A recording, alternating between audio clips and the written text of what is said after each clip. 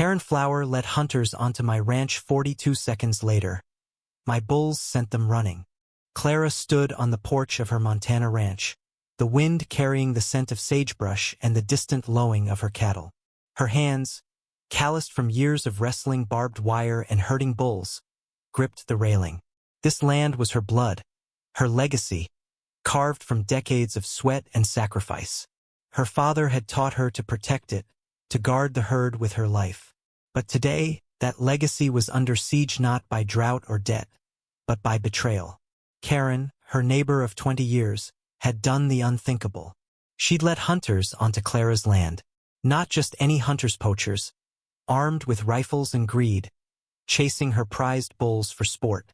Clara's heart pounded as she spotted the dust cloud rising from the eastern pasture. Her bulls, massive beasts with horns like scythes, were her pride, each one raised from a calf.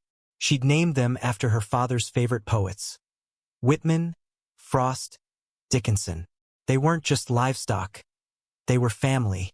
And now strangers were trespassing, their boots trampling her soil, their scopes trained on her herd. Karen's voice echoed in her mind from their last argument.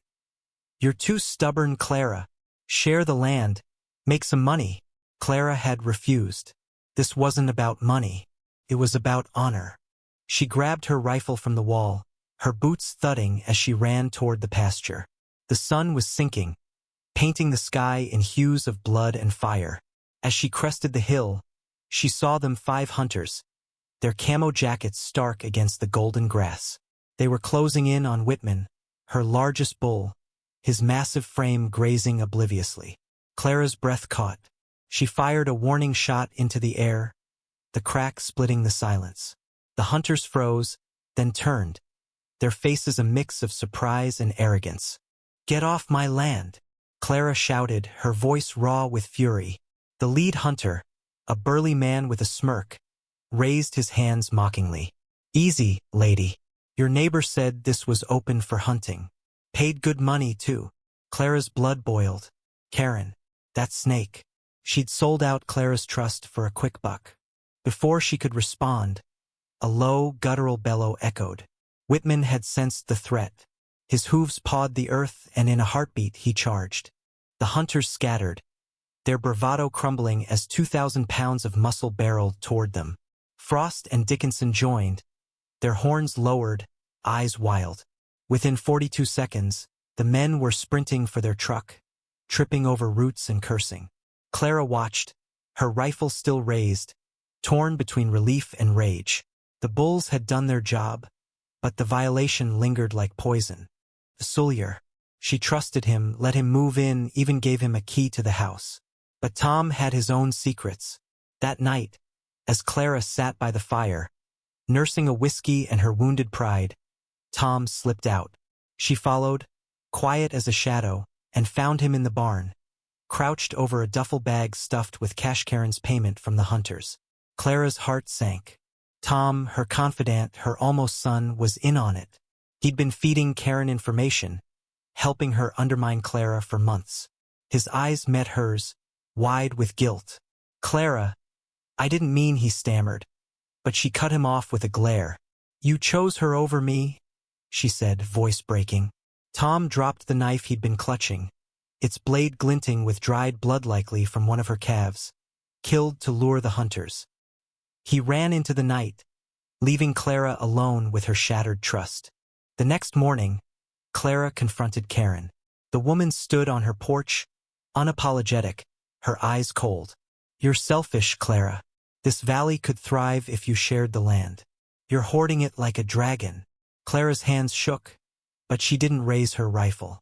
She walked away, knowing Karen's words held a twisted truth. Her isolation, her fierce protection of her ranch, had pushed people away Tom, the town, even her own heart. But Karen's betrayal wasn't about community. It was greed dressed up as righteousness. Clara returned to her ranch, the silence deafening. Her bulls were safe, but the cost was heavy. She'd lost Tom, her trust, and a piece of herself. She sat by the pasture watching Whitman graze and wept, not for Karen's deceit or Tom's treachery, but for the realization that her fortress of solitude had become her prison. She'd won the battle, but the war against loneliness, against change, had taken its toll. The land was hers, but at what price? In the days that followed, whispers spread through the valley. Some called Clara a hero, others a tyrant. Karen spun tales of Clara's greed, painting herself as the victim. The community fractured, picking sides in a feud that felt ancient as the hills.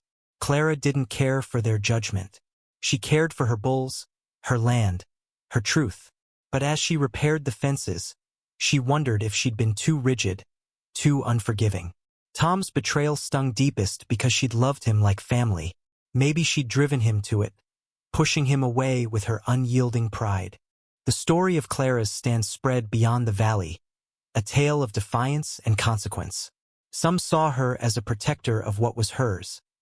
Others, a relic clinging to a dying way of life. The truth, as always, lay in the gray.